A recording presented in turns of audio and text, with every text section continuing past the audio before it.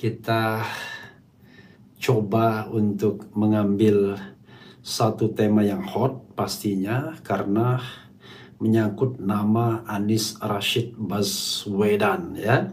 Saya tidak bisa suara kencang-kencang sekali karena tuan rumah udah pada tidur semua atau belum bangun ya, sementara saya sudah bangun. Oke, sobat semuanya, loyalis endus bahwa Anies Baswedan mau ditersangkakan ya. Saya seperti banyak kesempatan mengatakan kalau seorang itu memang korupsi, proses. Tapi kalau tidak korupsi, jangan dibuat-buat atau dicari-cari kesalahannya. Apalagi dalam kasus Tom Lembong, hampir tidak jelas di mana sesungguhnya kerugian negara ya. Gak jelas itu, tiba-tiba ada yang merasa bahwa kerugian negara sekian-sekian, tapi kita tidak pernah melihat hitungan yang jelas dari teori atau statement tentang kerugian negara tersebut. Oke, coba kita bacakan bacakan berita tentang Anies Baswedan ini ya, sobat era sekalian. Ini judulnya, loyalis endus ada skenario menetapkan Anies tersangka. Oke, Republik Merdeka. Setelah penetapan tersangka Thomas Trikasih Lembong alias Tom Lembong oleh Kejaksaan Agung karena diduga korupsi impor gula, kini beredar isu Anies Baswedan akan menyusul ditersangkakan dalam kasus Formula E yang diselidiki KPK. Kabar ini diungkap loyalis Anies, Ges Khalifa, yang menilai langkah tersebut untuk melengkapi penjegaran Anies yang disebut-sebut masih belum tuntas.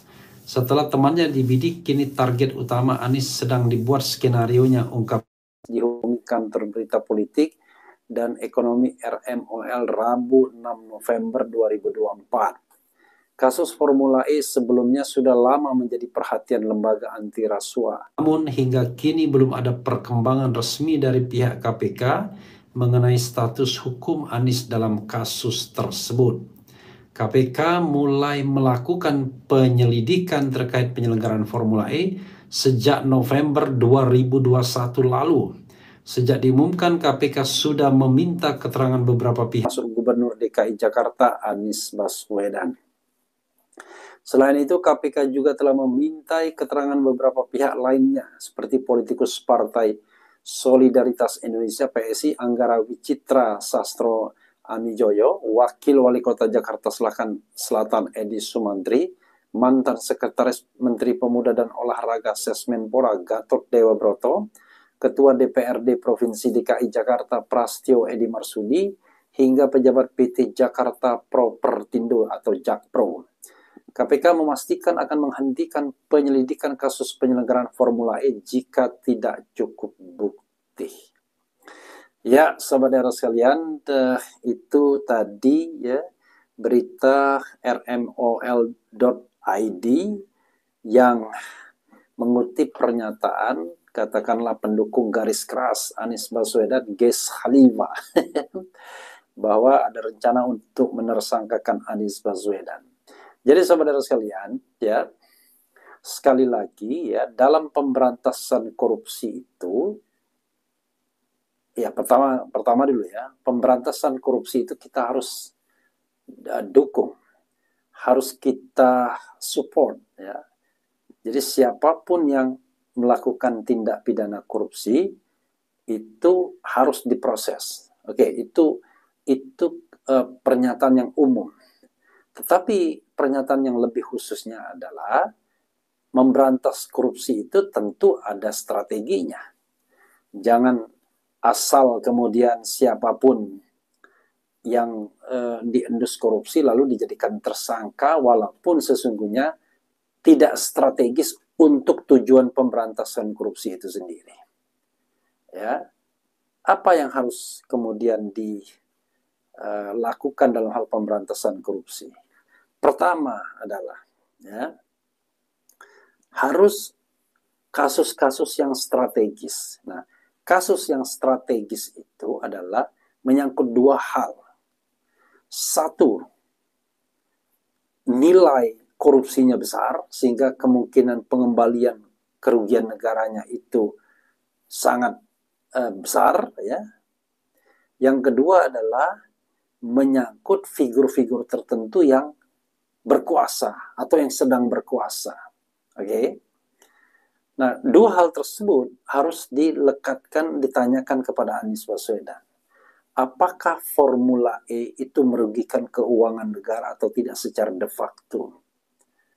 Kalau perhelatan Formula E pada era Gubernur Anies Baswedan malah untung, itu aneh kalau kemudian kita menganggap ada kerugian negara. Sebagaimana misalnya impor gula yang dilakukan oleh beberapa perusahaan di era Tom Lembong, ketika Menteri Perdagangannya Tom Lembong. Itu tidak bisa dikatakan merugikan keuangan negara. Yang ada adalah negara kurang untung melalui BUMN-nya. Tetapi ya itu kita harus lihat bagaimana tata kelola BUMN-nya. Sehingga keuntungan yang bisa didapat lebih besar justru diserahkan ke pihak swasta misalnya. Tetapi sekali lagi tidak ada kerugian negara dalam kasus Tom Lembong.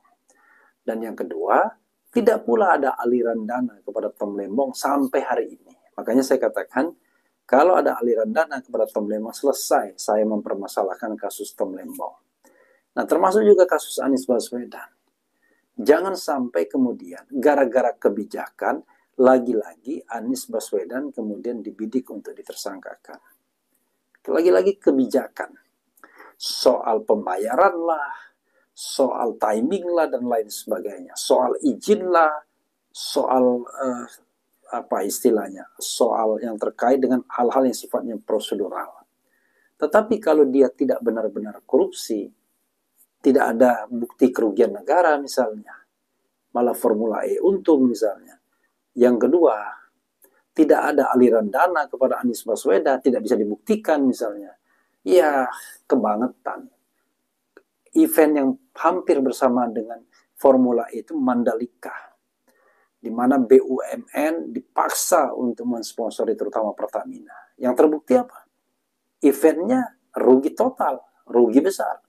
Ada masalah vendor yang tidak dibayar. Kita tidak tahu sampai sekarang apakah sudah selesai atau tidak. Jadi sobat era sekalian, saya khawatir ya. Yang korupsi siapa? Yang berpesta pora siapa?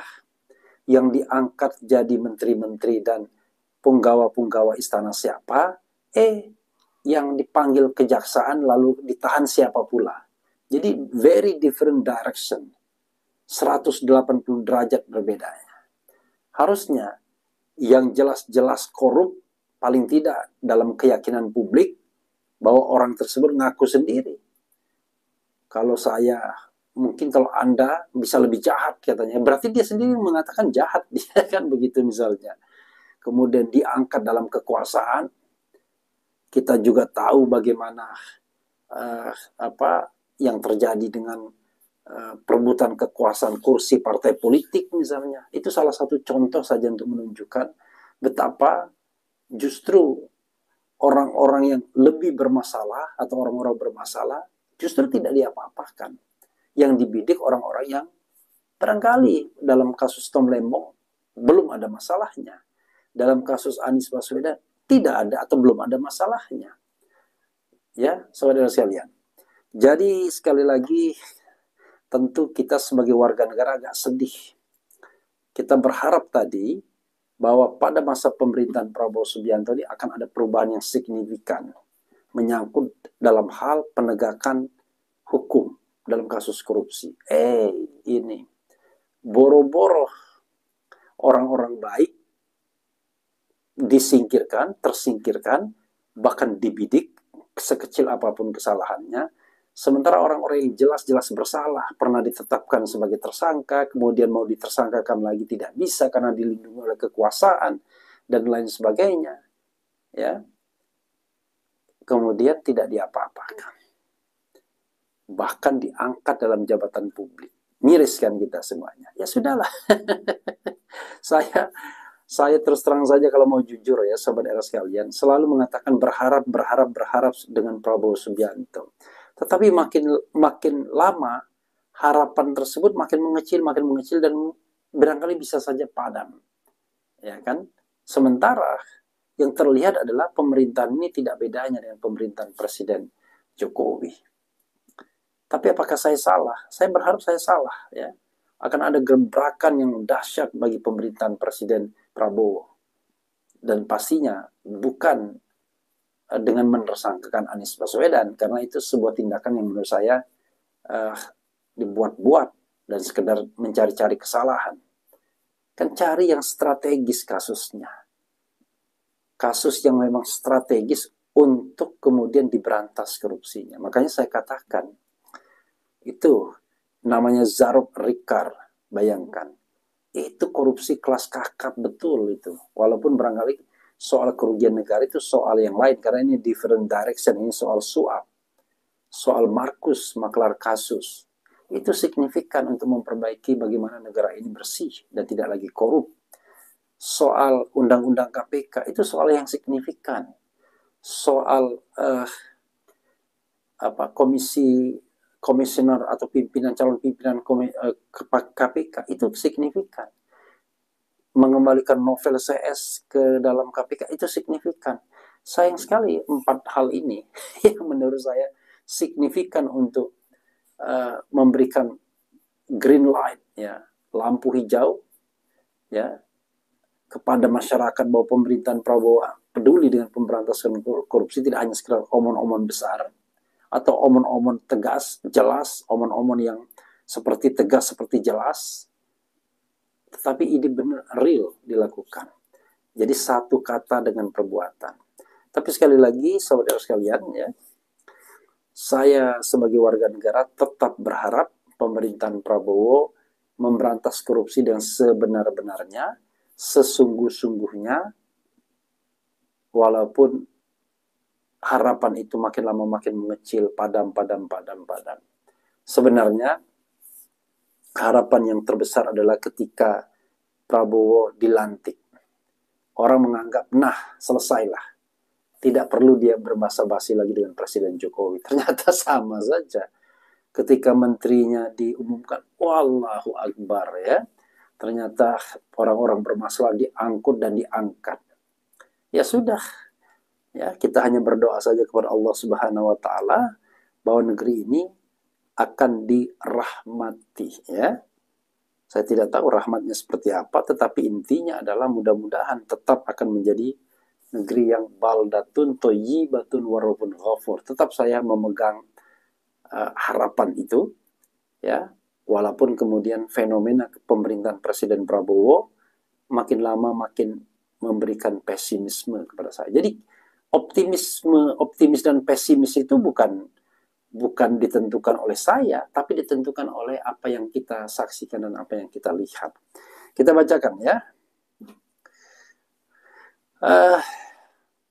Pak Anies bilang saya tuh nggak korupsi, ya. I don't know exactly ini semua suatu pujian atau sindiran, ya.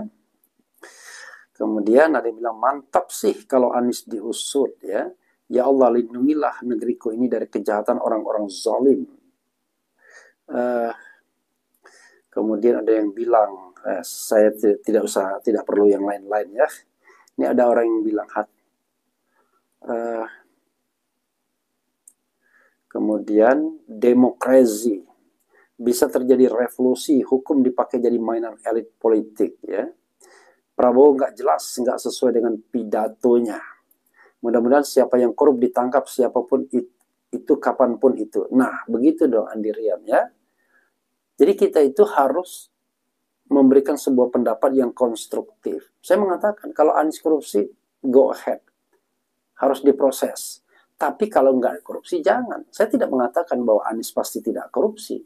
Tetapi pemberantasan korupsi itu haruslah dimulai dari hal yang lebih jelas, lebih tegas, lebih cato welo-welo, dan menyangkut aktor-aktor yang memang bermasalah dari awal, ya.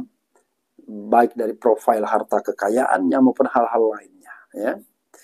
Kemudian padahal sudah jadi pemimpin negeri ini masih aja wajib ketemuan. Apa sih, ya?